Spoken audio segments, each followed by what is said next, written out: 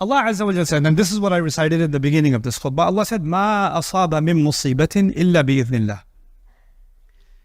Whatever calamity happened to you, whatever struck, any kind of calamity that struck, somebody got in a car accident, somebody got diagnosed with a disease, somebody's family member passed away, somebody lost a job, somebody got into a fight with their spouse and they're getting divorced, somebody, ran away from home, somebody, they don't want to deal with their family anymore, so they blocked every number and now they're just gone forever. You have a brother that doesn't talk to you, won't pick up your calls, won't respond to your text messages. You have a son who hates your guts. You have a mother who just walked away from the family. It happens. And people experience different kinds of calamities in life. مَا أَصَابَ مِن مُصِيبَةٍ إِلَّا بِإِذْنِ. The first thing Allah says, nothing struck anyone ever except that Allah allowed that to happen. Number one. But then the question is, why did Allah allow something so terrible to happen? Why would that happen? And Allah says sometimes in this ayah, there are many ayat on this, but this ayah, Allah teaches us a powerful lesson. He says, وَمَن يُؤْمِن بِاللَّهِ يَهْدِ قَلْبَهُ. Whoever truly has faith in Allah, Allah will guide that person's heart. Allah will guide their heart. And what is Allah saying? Allah is saying, my heart feels anxiety, my heart feels anger, my heart feels sadness, my heart feels frustration, my heart feels this person got away with something, they deserve justice, they got away with it. My heart feels that it was unfair, my heart feels unrest, my heart feels all of these things. But if I have Iman in Allah, Allah will guide my heart through these negative emotions. Actually, some of those negative experiences are a test of my Iman, and if I do have Iman, Allah will guide my heart. In other words, I'm supposed to go through some of these difficult experiences to truly experience guidance. I have to go, and this will be the way my Iman gets secured. And Iman is the greatest asset a human being can have, because on Judgment Day, the only thing that matters, إِلَّا مَنْ أَتَى اللَّهَ بِقَلْبٍ سَلِيمٍ. The only people, nothing will be of any benefit except people who come before Allah and they have a good heart. And the only way to have a good heart is to have Iman in that heart. And the only way to have Iman in that heart is Allah will guide that heart. And the only way that heart to be guided is to go through a tough experience and hold on to your faith anyway. And not let that be shaken. And you stay the course. So this is a remarkable thing Allah has said. In this ayah, Allah is telling us to face a traumatic experience, to face it, to deal with it, but deal with it with faith and not let it change you. And this is why the best people that ever lived, the prophets themselves, every one of them are victims of trauma, if you want to use psychological terms. Every one of them were surrounded by toxic people. Every one of them had their boundaries crossed. Every one of them. Every last one of them had to experience narcissism. Isn't it? Didn't Ibrahim alayhi salam have a toxic father? Didn't Yusuf alayhi salam have narcissistic brothers? Didn't they?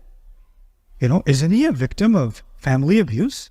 Wasn't he being gaslit when he was being called a thief? Isn't this what was happening to them? So they could take all of that, listen to all of that, and those experiences, and then for the rest of their life, they can say, I know all these fathers, they're toxic. I know I need to draw a healthy boundary between me and them, and etc. Even Ibrahim alayhi salam, when he's being expelled from his own home, he turns back to his father and he uses Ya Abati. He turns, my beloved father, Ata'tu fidil al-hub. He turns to his father and says, Dad, I still love you. You may not be good to me, but that doesn't mean I will no longer be good to you. And I'll still pray for you to be forgiven. La astaghfiranna lak. I'll pray for you still. Because maybe Allah will turn your heart. I can't do anything about it. I have to leave now. That's okay. But I still care about you.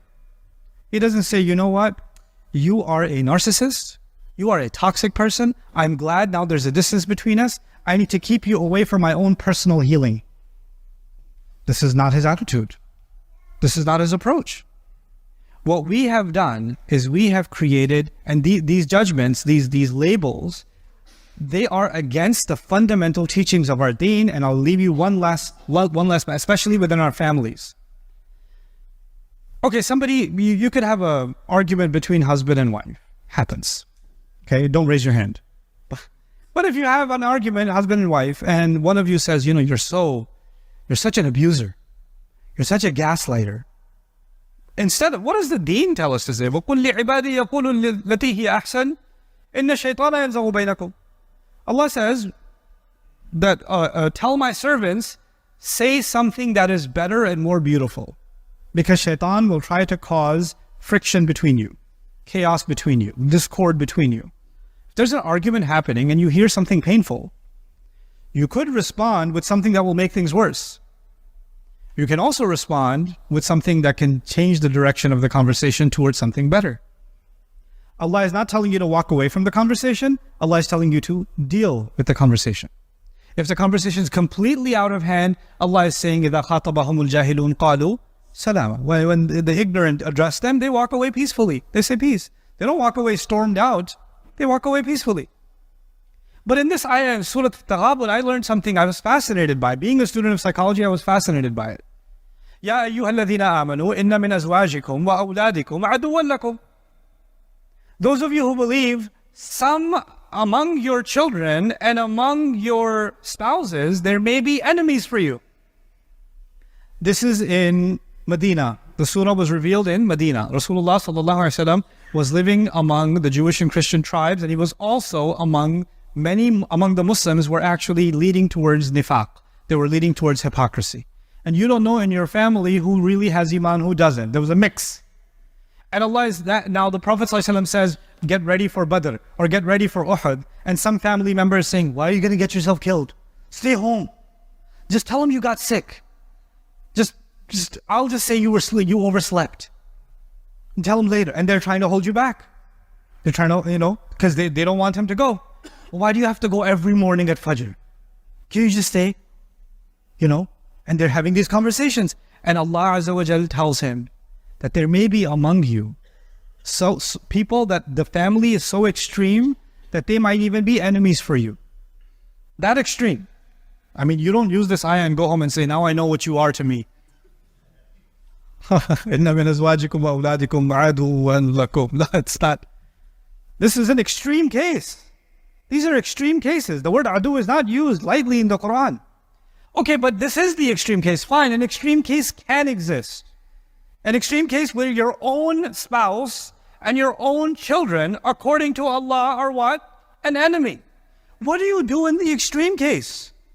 Well, what you do from the pop psychology perspective, the Instagram psychologist can tell you what you do in such extreme cases is you draw some boundaries and you walk away and you heal yourself and you declare them abusers and all this stuff.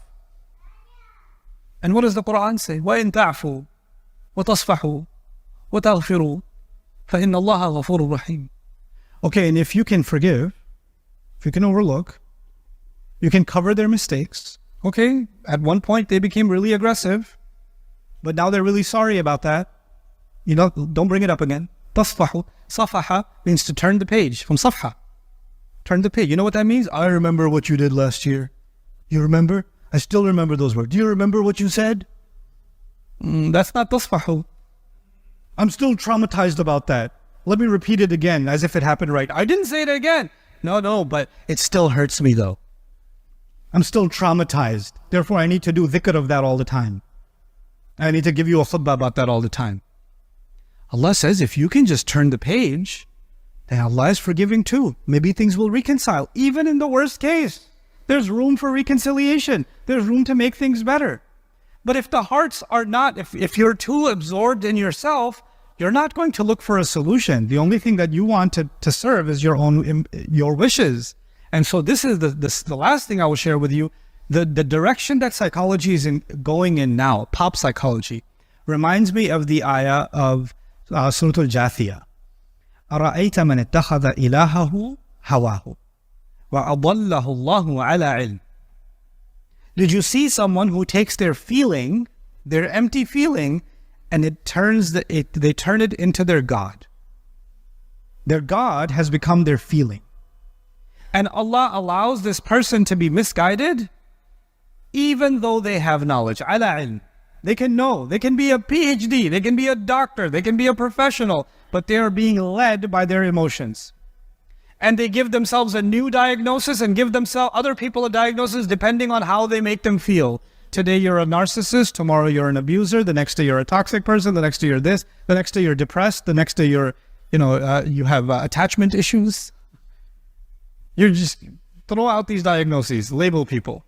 أضله الله على علم وختم على سمعه وجعل, so Allah says, and this kind of a person, Allah will put a ceiling on their hearing. You know what that means? That means it doesn't matter if you try to reason with them, you cannot reason with people who live by emotions.